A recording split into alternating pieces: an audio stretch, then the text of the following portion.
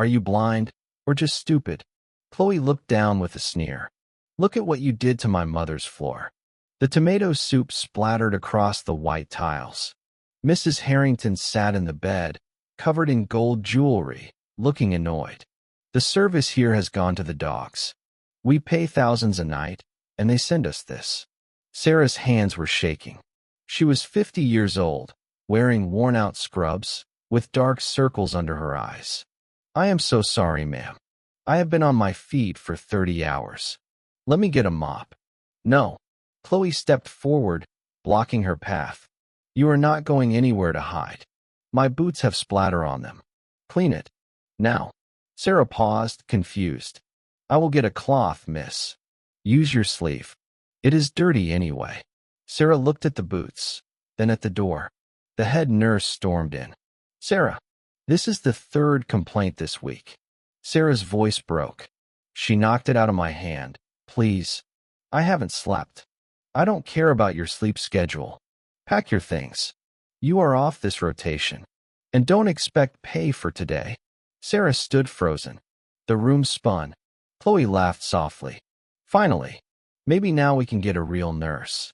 Sarah turned slowly, shoulders slumped, and walked out. Sarah didn't cry. She was too tired to cry.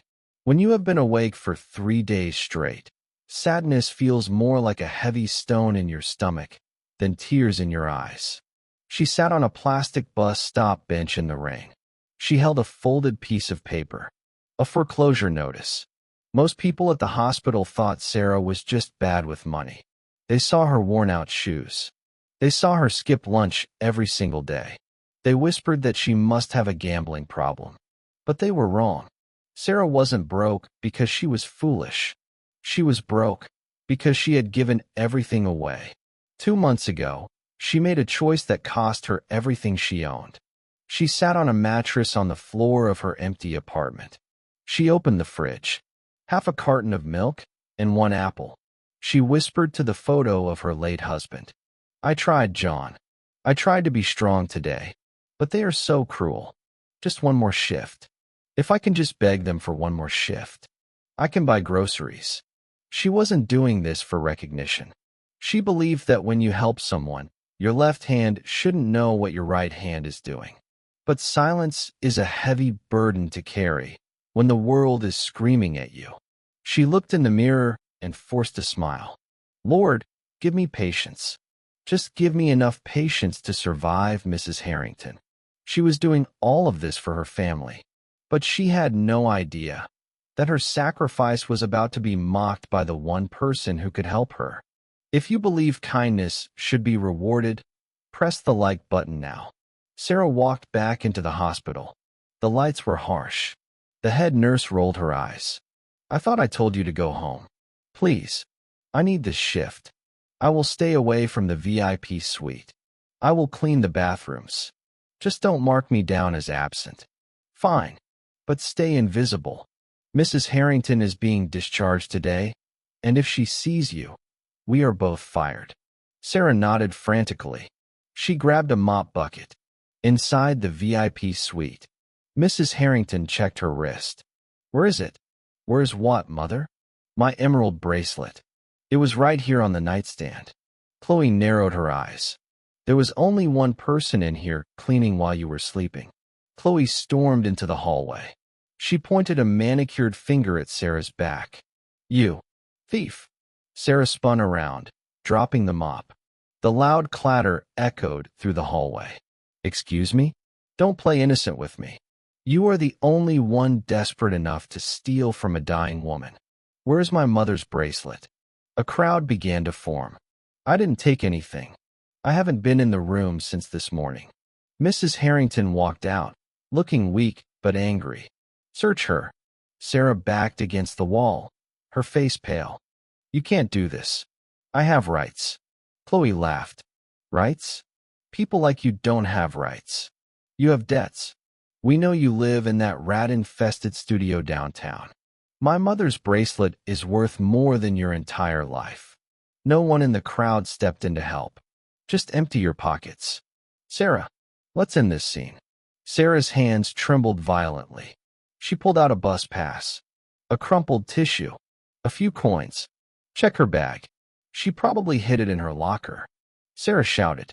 I am not a thief. I have worked here for 20 years. Mrs. Harrington stepped closer. You are a nobody. You are a servant. And you are a criminal. I will make sure you never work in this city again. I will have you thrown in jail where you belong. Sarah's breathing became shallow. I helped you. Chloe scoffed. Helped us? You spilled soup on us. You are useless. The world tilted. Sarah's vision blurred. The stress, the lack of food, the exhaustion. It finally took over. Sarah's eyes rolled back. She collapsed forward. She hit the floor, hard. The sound was sickening. Dr. Evans rushed through the crowd. Give her space. Chloe stood over the body, looking annoyed. Oh, please. She is faking it. It is just an act. Dr. Evans ignored her. He loosened Sarah's scrub top to check her breathing. As he moved her, a thick, folded envelope fell out of her pocket. It slid across the floor and stopped right at Mrs. Harrington's expensive shoes. It was stamped with the hospital's official donor seal. What is that? Did she steal documents too? Mrs. Harrington bent down and picked up the envelope. She opened it. Official donation receipt. She read aloud, her voice shaking. Thank you for your anonymous contribution. Chloe snatched the paper. What is this garbage? She read the details. Donor name: Sarah Jenkins. Amount: $285,000. Purpose: emergency heart transplant surgery for patient Elizabeth Harrington. The hallway went silent. You could hear a pin drop. The color drained from Mrs. Harrington's face. That is not possible. The insurance denied the surgery. They told me an angel donor covered the cost. Dr. Evans looked up, his face grim. It was her. Mrs. Harrington looked down at the unconscious body. Sarah sold her house. Mrs. Harrington. She sold her car. She cashed in her husband's life insurance. She has been sleeping on the floor of a studio apartment for 2 months, so she could pay for your heart. Chloe stuttered. But why? She is just a nurse. Dr. Evans stood up. Because she believed you deserved a second chance. She worked 3 shifts in a row to pay for her own food, because she gave every cent she had to save your life. And you just accused her of stealing a bracelet? Mrs. Harrington looked at her hands. She was shaking. Suddenly, a nurse ran up holding something shiny. Mrs. Harrington, I found it. Your bracelet was caught in the lining of your fur coat sleeve. The truth hit Mrs. Harrington like a physical blow. She dropped her cane. She dropped the letter. She fell to her knees beside Sarah. At that moment, she realized the truth. The regret on her face said everything. If this reveal shocked you, please subscribe to join our family for more stories like this. Mrs. Harrington was weeping. Real, ugly tears.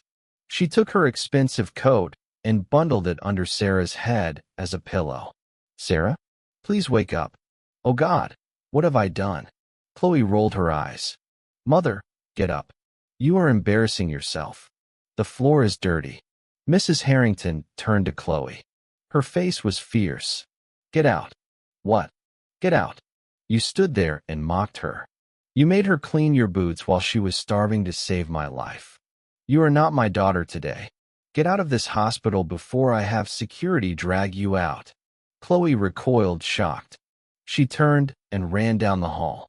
Sarah's eyes fluttered open. Ma'am, is your heart okay? You shouldn't be on the floor. It's not sanitary. Mrs. Harrington grabbed Sarah's rough, calloused hand and pressed it to her cheek. My heart is beating because of you. Sarah, only because of you. 1 week later, Sarah sat in a hospital bed, surrounded by flowers. Mrs. Harrington walked in. She was wearing simple clothes. No jewelry. I brought the papers. Sarah, papers? I bought your house back. I paid the bank this morning. It is yours again. All the furniture, everything. Sarah covered her mouth, tears welling up. And I set up a trust. You will never work another triple shift again. Unless you want to. You saved my life. Sarah, But I think you saved my soul too. I was a hateful, blind old woman. You showed me what grace looks like." Sarah reached out. Mrs. Harrington hugged her. It was a genuine, warm embrace. Sarah returned to nursing, not because she had to, but because she wanted to. But she never walked alone again. And Mrs. Harrington? She never complained about a cold cup of soup ever again. He learned that money can buy a house, but it cannot buy a home. What would you have done if you were in Sarah's shoes? Would you have forgiven her? Tell us in the comments below.